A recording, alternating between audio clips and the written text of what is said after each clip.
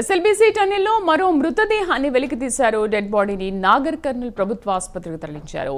SLBC సొరంగంలో 8 మంది చిక్కుకుపోగా ఇప్పటివరకు 2 కార్మికుల మృతదేహాలు వెలికితీశారు. మరో 6 కోసం సహాయక చర్యలు కొనసాగుతున్నాయి. అయితే ప్రమాద ఘటనలో కన్వేయర్ బెల్ట్కు 50 మీటర్ల దూరంలో డెడ్ బాడీని గుర్తించారు. బాడీ మొత్తం కుళ్లిపోయి దుర్వాసన వచ్చినట్లు సిబ్బంది తెలిపారు. టీబీఎం మిషన్ శిథిలాల కింద డెడ్ బాడీని గుర్తించినట్లు రెస్క్యూ బృందం తెలిపింది. మరో 6 కోసం తవ్వకాలు చేపట్టామని, గ్యాస్ కట్టర్లతో శిథిలాలు కట్టింగ్ చేస్తున్నట్లుగా రెస్క్యూ టీమ్స్ చెబుతున్నాయి.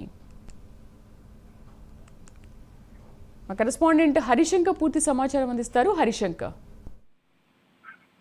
ఎస్ఎల్బీసీ ప్రమాద ఘటనలో చిక్కున్నటువంటి 7 మంది గాలింపు చర్యల కోసం కొనసాగుతున్న నేపథ్యంలో ఈ రోజు ఉదయం మరొక మృతదేహాన్ని గుర్తించడం జరిగింది. అయితే కన్వేయర్ బెల్ట్ 50 మీటర్ల దూరంలో ఈ యొక్క మృతదేహం లభించినట్టు కూడా అధికారికంగా చెప్తున్న పరిస్థితి. ఏదైతే మినీ ఇటాచీతో తవ్వుతుండగా ఈ యొక్క మృతదేహం కనపడిందని చెప్పి కూడా ఉదయం అధికారులకు అక్కడ ఉన్నటువంటి రెస్క్యూ సిబ్బంది చెప్పడం జరిగింది. అదేవిధంగా అధికారులు వెంటనే అక్కడ చర్యలు చేపట్టి ఆ డెడ్ బాడీని బయటికి తీసే ప్రయత్నం కొనసాగింది. అయితే కొద్దిసేపటి డెడ్ బాడీని ఏదైతే నాగర్ కర్నూల్ ప్రభుత్వ ఆసుపత్రికి ప్రత్యేక అంబులెన్స్ లో పంపడం జరిగింది. అయితే ఆ డెడ్ బాడీ ఎవరిది, ఎక్కడ, ఏ ఊరికి సంబంధించి ఏ ఊరు వ్యక్తి అని చెప్పి కూడా అధికారులు ఇప్పుడే ఆ వివరాలు వెల్లడించడం జరుగుతుంది. అయితే దీనికి సంబంధించి పోస్ట్ మార్టం పూర్తయిన తర్వాత ప్రత్యేక అధికారుల నుంచి అక్కడ నుంచి కూడా నేరుగా వాళ్ళ యొక్క సొంత రాష్ట్రానికి కావచ్చు, సొంత గ్రామానికి పంపించే ఏర్పాట్లు కొనసాగుతున్నాయి. గతంలో ఏదైతే 15 రోజుల కిందట గురుప్రీత్ సింగ్ ఇంజనీర్ సంబంధించిన డెడ్ బాడీ లభించడంతో ఆయనకు 25 లక్షల రూపాయల చెక్కు తెలంగాణ ప్రభుత్వం తరఫున అందించి అక్కడ నుంచి వాళ్ళ కుటుంబ సభ్యులకు పంపించే ప్రయత్నం అయితే జరిగింది. అదేవిధంగా ఈ రోజు కూడా సేమ్ సిచ్యువేషన్ అయితే కొనసాగుతుంది. మిగతా 6 మంది కోసం అయితే ఆ మృతదేహాలకు సంబంధించిన గాలింపు చర్యలు కొనసాగుతున్నాయి. ఎక్కడికక్కడ అధికారులు ఎప్పటికప్పుడు కూడా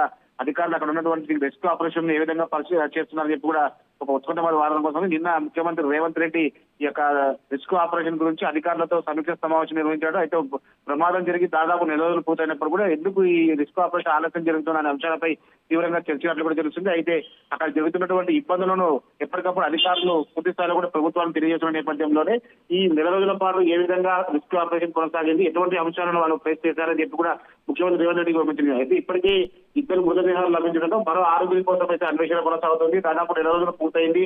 ఈ 4 రోజుల్లో చేసినటువంటి రెస్క్యూ ఆపరేషన్ పూర్తి స్థాయిలో కూడా అధికారులు ఎప్పటికప్పుడు సమీక్ష సమావేశం జిల్లా కలెక్టర్ భగవత్ సంతోష్ తో పాటు అక్కడ ఉన్నటువంటి జిల్లా వాడినప్పటికీ కూడా ఎందుకు మృతదేహాలను వెలికి తీయడంలో ఎందుకు ఇంత ఆలస్యం జరుగుతోంది, కారణం ఏంటంటారు? అక్కడ టెక్నికల్ సిబ్బంది దీనికి ఏం సమాధానం చెప్తున్నారు? ఇదేది ఒకవైపు కన్వేయర్ బెల్ట్ తెగిపోవడము, టీబీఎం కటింగ్ మిషన్ ఆలస్యం కావడంతో ఒక్కసారిగా బురద, అదేవిధంగా నీళ్లు ఊట పెరిగిపోవడంతో కూడా అక్కడ రెస్క్యూ ఆపరేషన్ ఆలస్యం జరుగుతూ ఉంది. అయితే కన్వేయర్ బెల్ట్ పూర్తి స్థాయిలో మొదటి రోజు నుంచి కూడా అందుబాటులో ఉంటే అది త్వరితగతిన పూర్తయ్యే అవకాశం ఉంది. అయితే గంటకు దాదాపు 800 టన్నుల బురద మట్టిని బయటికి పంపేటువంటి కన్వేయర్ బెల్ట్ తెగిపోవడము, దానికి పూర్తిగా కూడా అందుబాటులో లేకపోవడం ఈ యొక్క రెస్క్యూ ఆపరేషన్ కూడా ఆలస్యం అవుతుందని కూడా చెప్పవచ్చు. Right Hari, thank you.